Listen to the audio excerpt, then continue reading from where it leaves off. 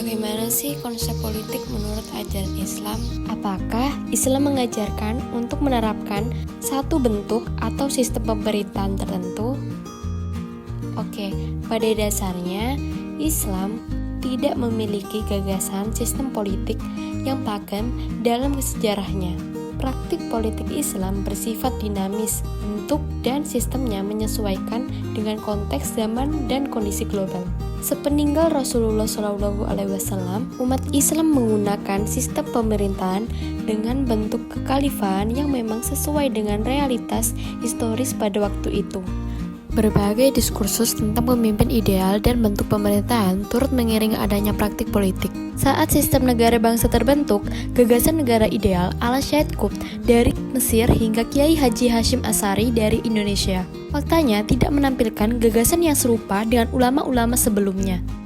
Hal ini menunjukkan bahwa tidak ada landasan yang konkret bagaimana umat Islam harus mengelola negaranya. Semua diserahkan pada dinamika peradaban umat manusia. Artinya, gagasan politik Islam lebih menekankan pada aspek nilai-nilai universal seperti kejujuran, keadilan, kemaslahatan, perdamaian, dan ajaran lainnya yang bisa diterima oleh semua sistem dan bentuk politik peradaban manusia.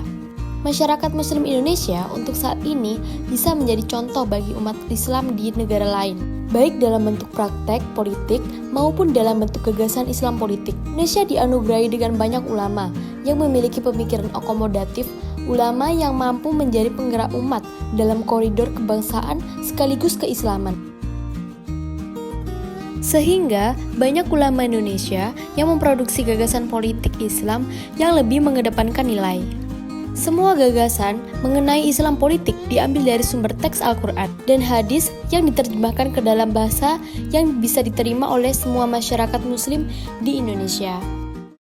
Macam-macam politik Islam. Yang pertama ada siyasah dusturiyah. Siyasah dusturiyah merupakan segala bentuk teori-teori tentang politik tata negara dalam Islam, termasuk masalah perundang-undangan negara. Negara harus sejalan dengan nilai-nilai syariat secara konstitusional tercermin. Dalam prinsip-prinsip Islam yang ada Al-Quran dan Sunnah Nabi, baik mengenai akidah, ibadah, akhlak, muamalah, maupun berbagai macam hubungan yang lain. Lalu yang kedua ada siyasah dauliyah. Siyasah dauliyah merupakan segala bentuk tata ukuran atau teori-teori tentang sistem hukum internasional dan hubungan antar bangsa. Pada awalnya, Islam hanya memperkenalkan satu sistem kekuasaan di bawah risalah Nabi Muhammad SAW dan berkembang menjadi sistem khilafah atau kekhilafahan. Lalu yang terakhir ada siyasah ma'aliyah. Siyasah ma'aliyah merupakan politik yang mengatur sistem ekonomi dalam Islam. Politik ekonomi Islam yang menjamin terpenuhinya kebutuhan primer setiap rakyat dan tercukupinya kebutuhan pelengkap sesuai kadar kemampuannya. Untuk itu, semua kebijakan ekonomi Islam harus diarahkan untuk menjamin terpenuhinya kebutuhan asasi dan terpenuhinya kebutuhan pelengkap pada setiap orang yang hidup dalam negara Islam, sesuai dengan syariat Islam. Karena income negara untuk terrealisasinya pemenuhan kebutuhan ekonomi negara melalui zakat, haraj, jizyah, dan denda serta segala bentuk income yang sesuai dengan syariat Islam. Untuk selanjutnya, kami akan membahas tentang paradigma sistem politik Islam berpusat pada 3 pokok pikiran. Kelompok pertama berpendapat bahwa Islam adalah agama yang serba lengkap yang bukan hanya mengatur urusan ibadah manusia dengan Tuhan, melainkan juga mengajarkan pada urusan keduniawian.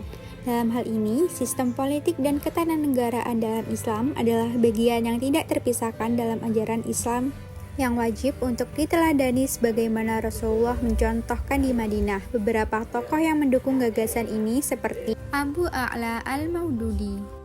Kelompok 2 sebagai antitesa terhadap gagasan kelompok pertama berpendapat bahwa agama Islam dengan urusan politik dan ketatanegaraan adalah tidak ada hubungan sama sekali. Oleh karena itu, permasalahan politik dan ketatanegaraan adalah murni hasil pemikiran manusia, bukan dari ajaran agama Islam. Kelompok 3 sebagai golongan yang mencoba mengakomodir pertentangan antara kelompok pertama dengan kelompok kedua, berpandang bahwa Islam adalah agama yang serba lengkap yang di dalamnya terdapat sistem kehidupan termasuk politik dan ketatanegaraan, namun hanya dalam bentuk seperangkat, etika dalam membangun kehidupan politik, dan kontribusi dalam perkembangan di Indonesia. Didirikannya partai-partai politik yang berasas Islam, juga partai-partai nasionalis yang berbasiskan umat Islam. Sikap proaktifnya tokoh-tokoh politik Islam dan umat Islam terhadap terwujudnya keutuhan NKRI, termasuk menerima Pancasila sebagai asas dalam kehidupan berbangsa dan bernegara. Islam di Indonesia telah membentuk budaya bernegara, ideologi tentang jihad, dan kontrol sosial yang terarah dalam mewujudkan persatuan dan kesatuan. Tingginya partisipasi masyarakat Islam dalam event-event politik kenegaraan atau pemilu, pilkada, dan lain-lain. Urgensi politik dalam dakwah Islam. Berikut adalah beberapa alasan mengapa politik dianggap penting dalam upaya dakwah. Yang pertama, penyiaran pesan dakwah lebih luas.